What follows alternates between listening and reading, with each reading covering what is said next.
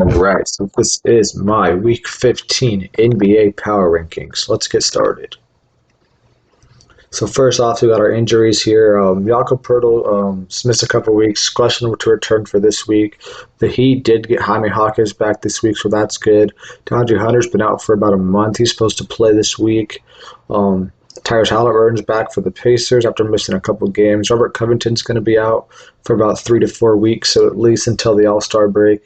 Shaedon Sharpe could return this week for the Blazers. The Pistons got Monty Morris back, which is good. He hasn't played all season, and now they're 2-1 with him back in the lineup, so that's good to see there. Cade Cunningham's supposed to be questionable this week. Julian Strother's been out for almost a month. He's supposed to be questionable this week as well. Ben Simmons did come back for the Nets. That was good for him. He hasn't played since November. Cam Reddish just got back for the Lakers, and now he's going to be out for 2 more weeks, so probably about till the All-Star break. Grizzlies, Derrick Rose could return this week.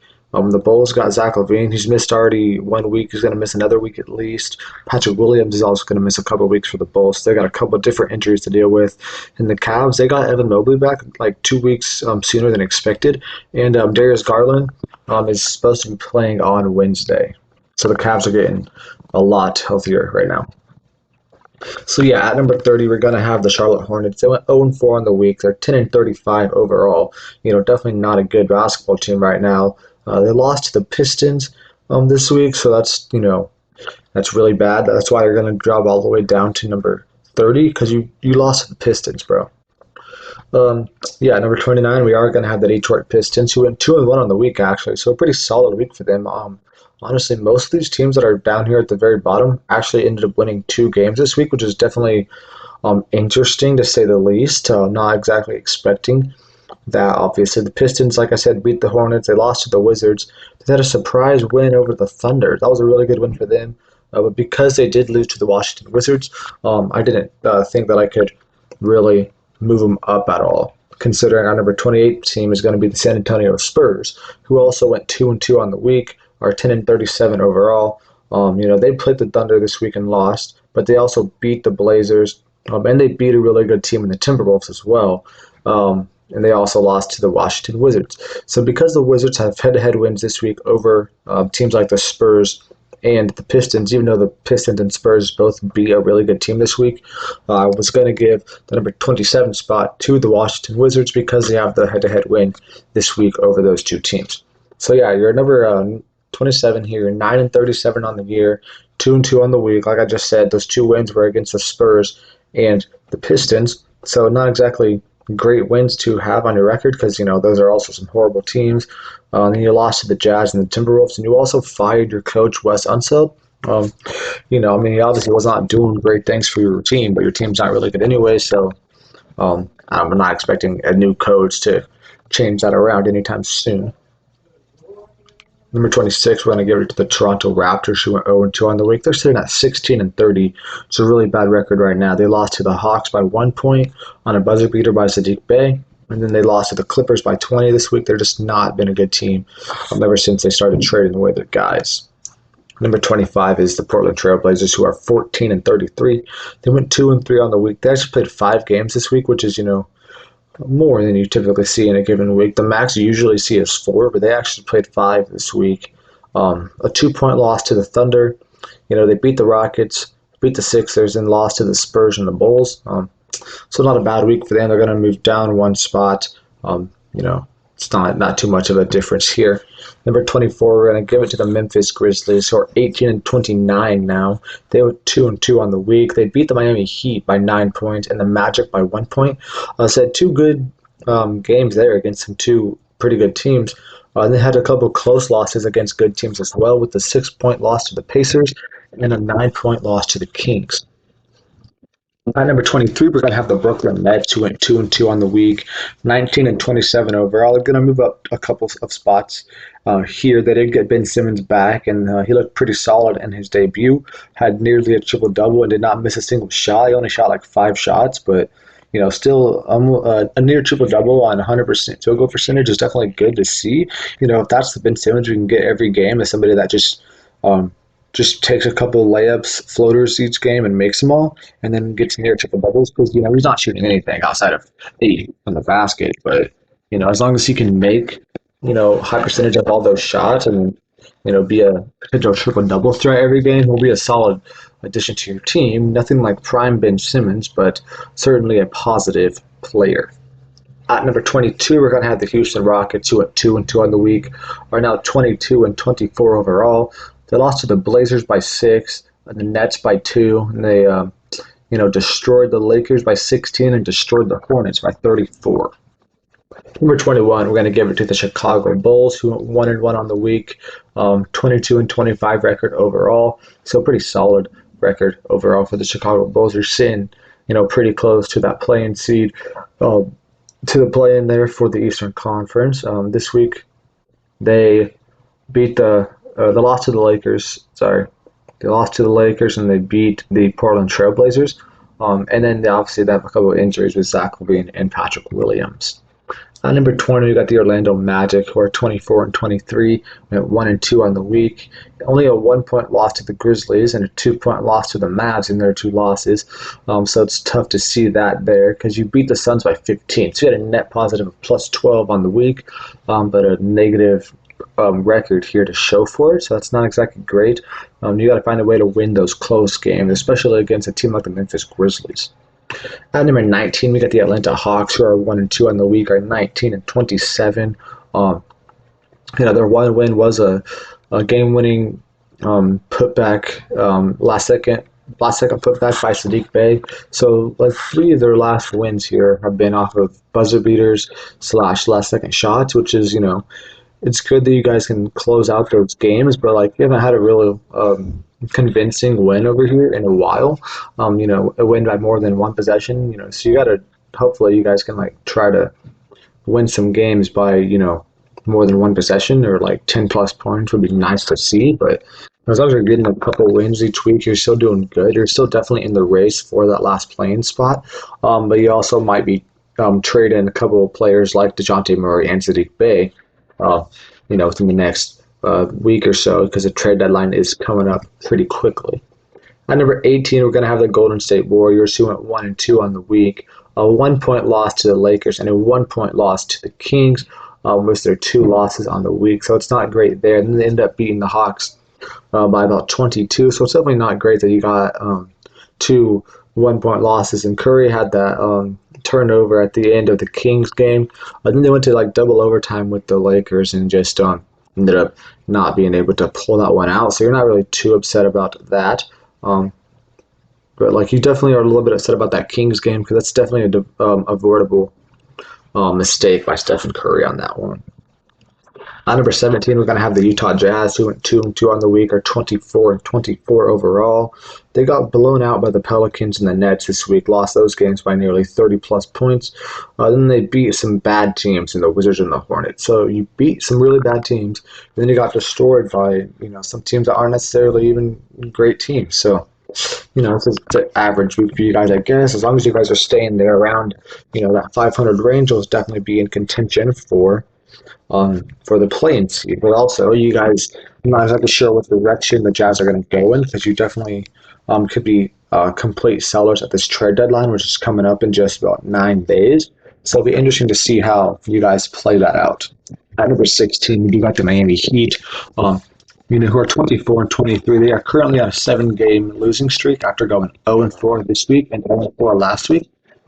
That's definitely not great to see. It is good that you got Jaime Jaquez back.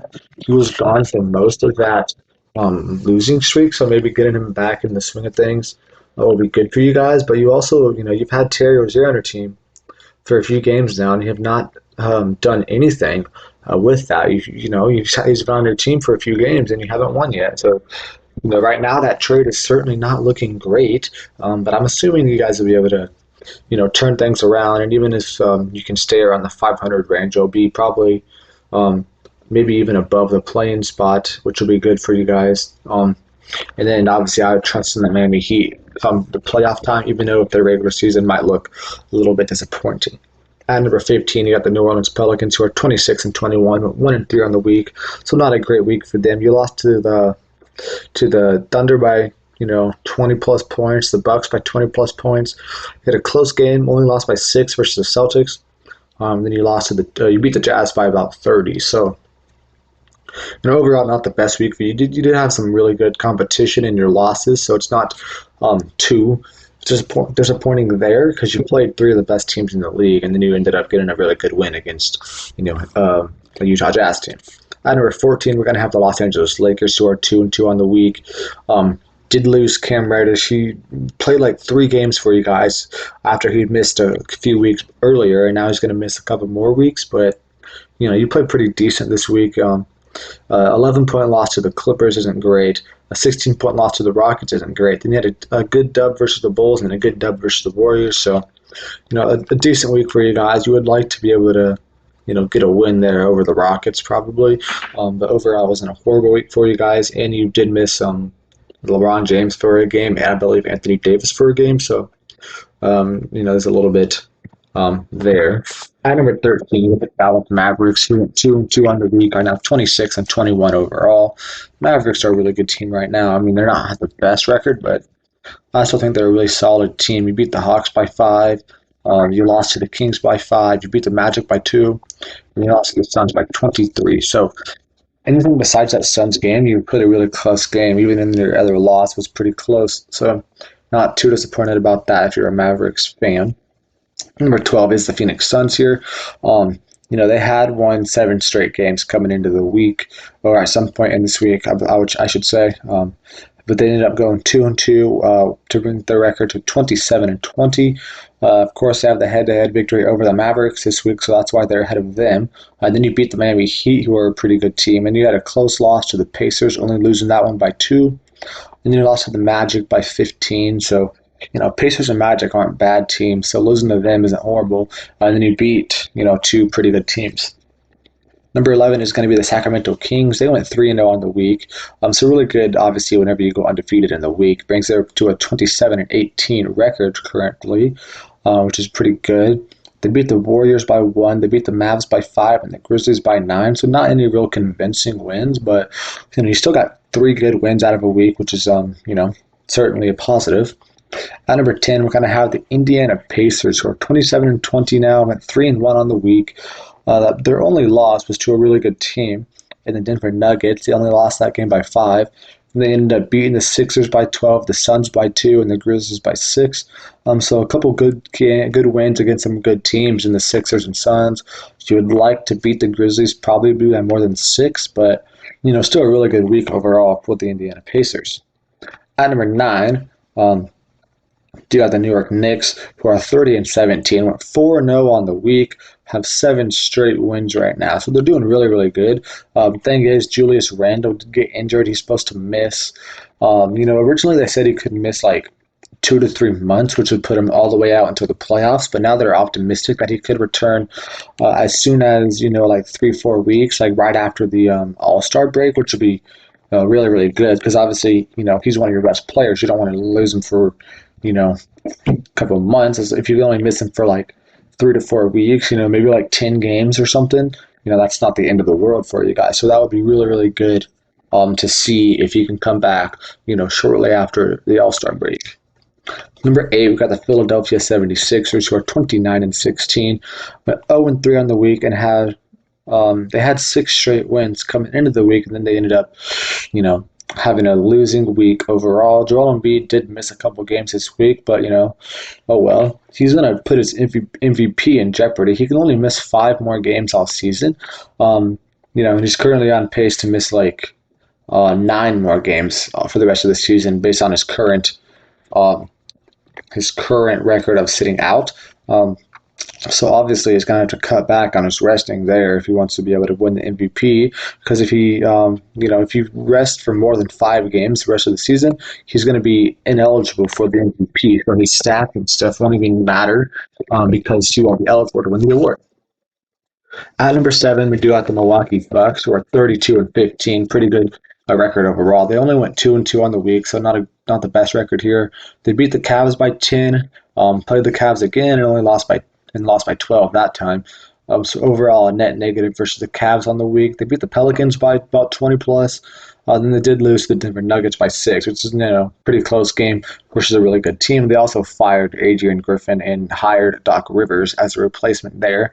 That coaching change was hopefully to improve their defense, which currently this week, it seems to do a pretty good job. No one scored over 116 points on you guys, which is, I guess probably better than what you have done in recent weeks. So, overall, not the worst, coaching decision current, at least as it stands right now. You're not exactly expecting Doc Rivers to get you over the hump in the playoffs because, it's Doc freaking Rivers, but, overall hasn't been the worst coaching decision. Right now, you're the seventh best team in the league. At number 6, we're going to have the Oklahoma City Thunder, who are 32-15, went 3-2 on the week. Like them and the Portland Trailblazers, for some reason, played 5 games this week. When you had a team like, I believe, the Chicago Bulls, who only played 2 games this week. So I'm not completely sure what's up with that scheduling and stuff, but that should mean you get a softer week next week. So that'll at least be good. But yeah, this week for the Thunder, you only beat the Blazers by 2, so not a great win there. You beat the Spurs by 20 plus, you beat the Pelicans by 20 plus, so that's good. But then you lost to the Pistons by 16. They don't even have Cade Cunningham. I don't know. I really don't know how you lose to the Pistons by 16 without Cade Cunningham. And then you had a 6-point loss to the Timberwolves. So that Timberwolves loss isn't bad. They're a good team, but I don't know how you lose to the Pistons by 16 points when they don't even have their best player. At number 5, we're going to have the Denver Nuggets, who went 3-1 on the week, 33-15 overall. So even though they did go 3-1, it was a pretty underwhelming 3-1. They beat the Pacers by 5 when the Pacers didn't even have Tyrese Halliburton.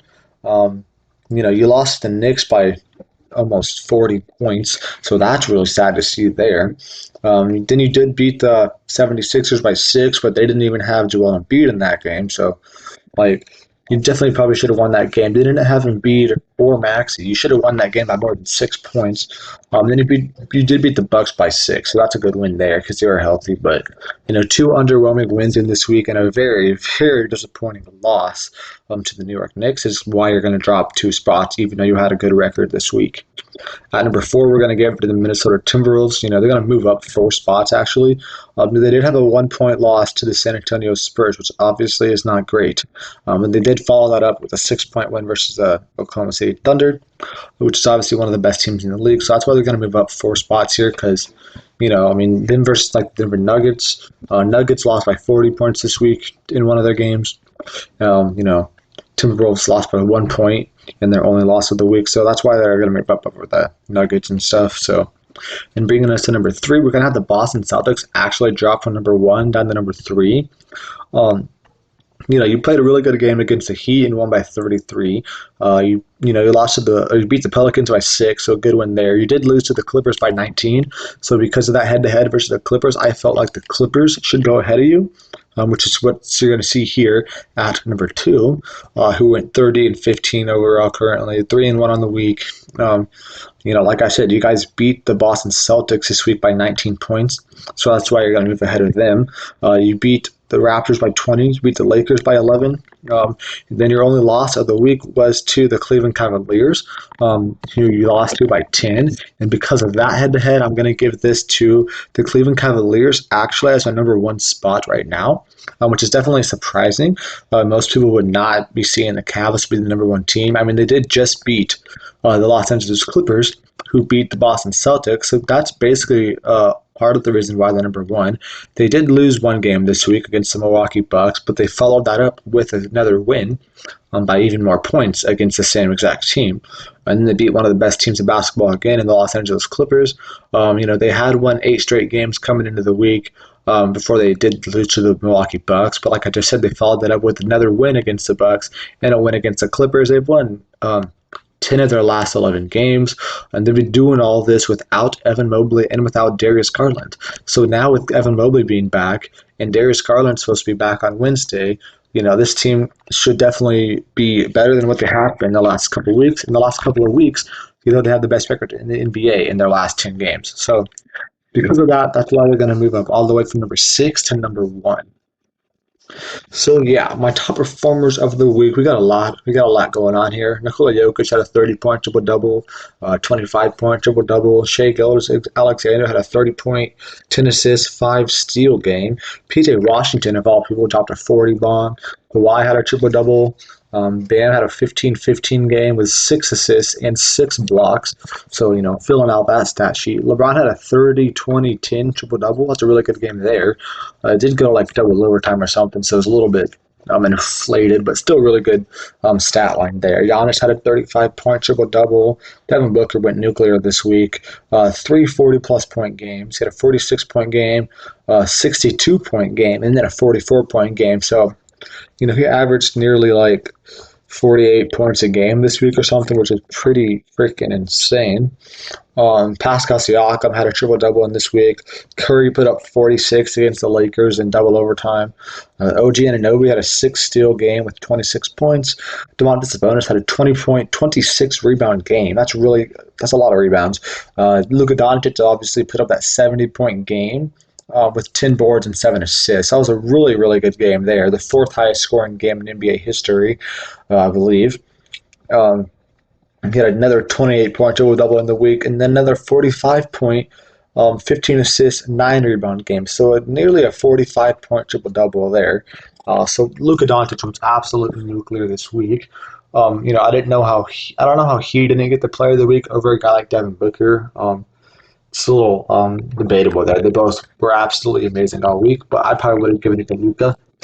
James Harden did put up a triple-double this week as well. Anthony Simons had a 40-point, 10-assist game, and then Jalen Duren had a 20-20 game, so it's a really good game there. So next up is going to be our award races right now as of January 30th.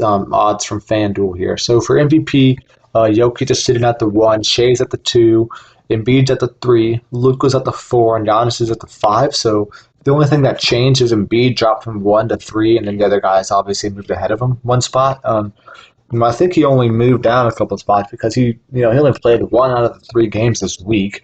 It was not his best game, and missing 2 games this week makes his odds of even being eligible for the award just that much lower. So yeah, Rookie of the Year, it basically all stayed the same. Wemby at 1, Chet at 2, Hawkins at 3, Brandon Miller at 4, and then Scoot Henderson actually moved down. Wait, hold up. He moved up. Sorry, that should be a plus, not a minus. He moved up 1. I believe it was Derek Lively in that 5th spot, and now it is Scoot Henderson. For the most improved player, Maxey and Sengun stayed at 1 and 2. Scotty Barnes jumped up to 3 over Kobe White, who's going to come in at 4. And then Jalen Williams is going to come up there at number 5. 6th man of the year. Everything stayed the exact same. Tim Hardaway, Blake Bonds, Jordan Clarkson, Bogdanovic, and then Paris LeVert. Clutch player of the year. It was mostly the same. Damian Lillard stayed at 1, Shai at 2. Curry jumped over LeBron to get to 3, and then LeBron dropped to 4. And then Luka Doncic just sitting there at number 5. Our defensive player of the year, Rudy Gobert, stayed at 1. OG Anunoby jumped a couple spots here to number 2. And Chet dropped to 3. AD dropped to 4. And then Bam Adebayo staying there at number 5. Then our coach of the year, Mark Daignault, Chris Finch, Rick Carlisle, Tyronn Lue, all staying at 1, 2, 3, and 4. And then JB Bickerstaff of the Cleveland Cavaliers is actually going to work his way up to number 5 there. So, yes, that is the video. Thank you for watching. Make sure to check out my other NBA videos. Make sure to watch my NFL videos as well.